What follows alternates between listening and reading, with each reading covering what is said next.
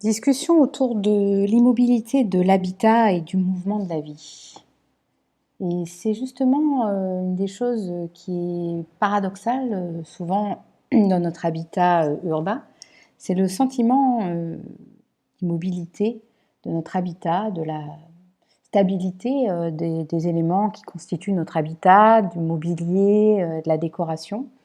Et souvent, justement, ce mouvement de la vie qui nous entraîne à changer, à modifier la structure de notre famille, à nous-mêmes évoluer dans notre vision que l'on a de cette peau, cette troisième peau qui est l'habitat, et de voir justement comment ces deux paradoxes se complètent ou au contraire des fois s'opposent et créent souvent une rupture dans la perception et la vision que l'on a de notre habitat. C'est le thème que je voudrais vous proposer aujourd'hui de réfléchir avec moi et de voir si ça peut questionner et faire émerger des réflexions pour vous. Cette immobilité de l'habitat, elle est propre à chacun, bien sûr. Certains sont chez eux depuis très longtemps, d'autres déménagent souvent. Et puis, il y a aussi les meubles que l'on a hérités, que l'on a trouvés, que l'on a pris parce qu'ils étaient pas chers, parce qu'on a dû trouver des meubles pour ranger différemment notre maison.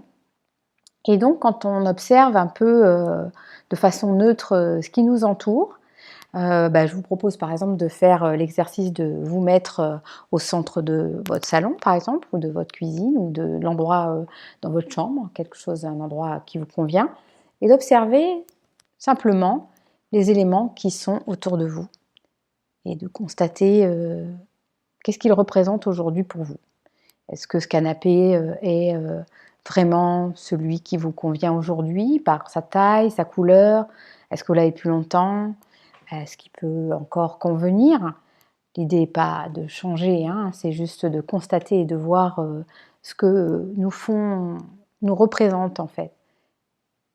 Parce que je pars de ce constat, quand on fait appel à moi et que je vais chez les personnes, les gens ne se rendent plus compte dans quel environnement ils sont, ou ce qui a été souvent émergent pendant le Covid, c'était de dire: «Ah bah finalement, j'avais cette commode de d'un moment de ma vie qui ne me correspond plus du tout, que je ne supporte plus, que je ne veux plus voir, ou alors je veux changer, ou alors je veux quelque chose qui soit plus adéquate à la façon dont je veux voir mon environnement».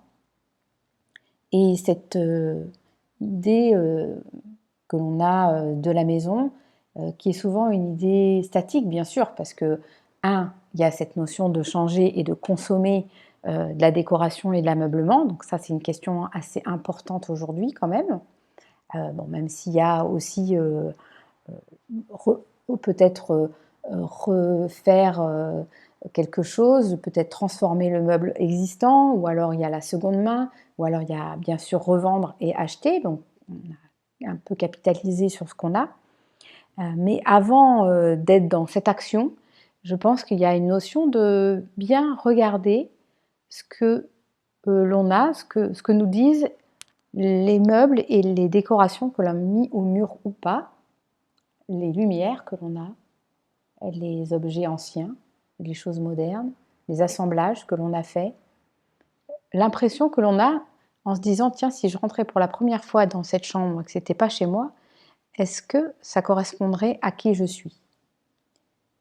Et puis du coup, dans ce mouvement de la vie, de que l'on choisit, ou qui nous est que la vie nous demande de traverser, des séparations, certains enfants qui partent ou qui grandissent et qui font que leur chambre, leur espace de vie à eux ne leur convient plus.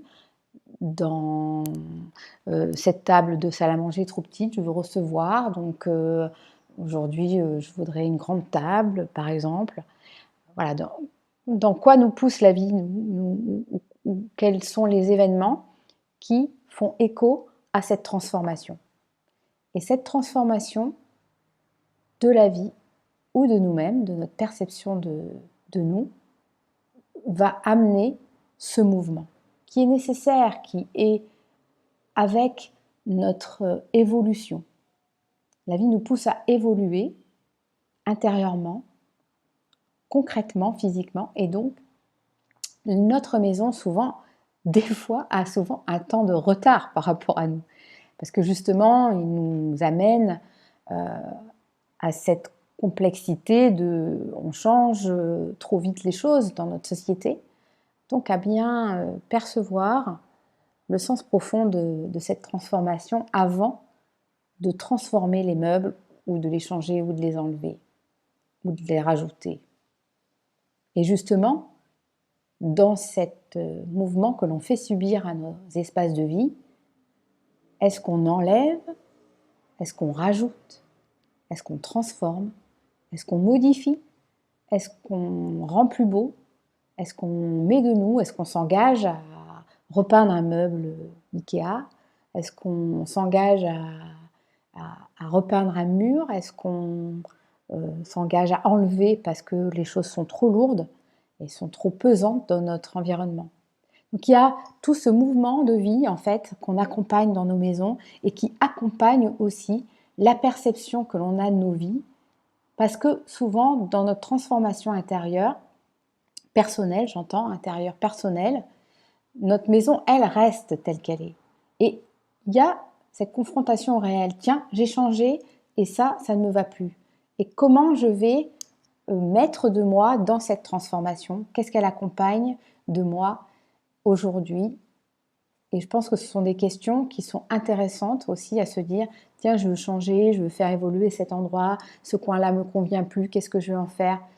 Parce qu'en fait, c'est un espèce d'aller-retour et de questionnement et de discours avec notre maison, notre appartement, l'endroit où l'on vit aujourd'hui. Qu'est-ce que j'ai transformé en moi? Qu'est-ce que je veux transformer? Quelle est l'image que je voudrais avoir? Quels sont les besoins que j'ai aujourd'hui dans ma vie?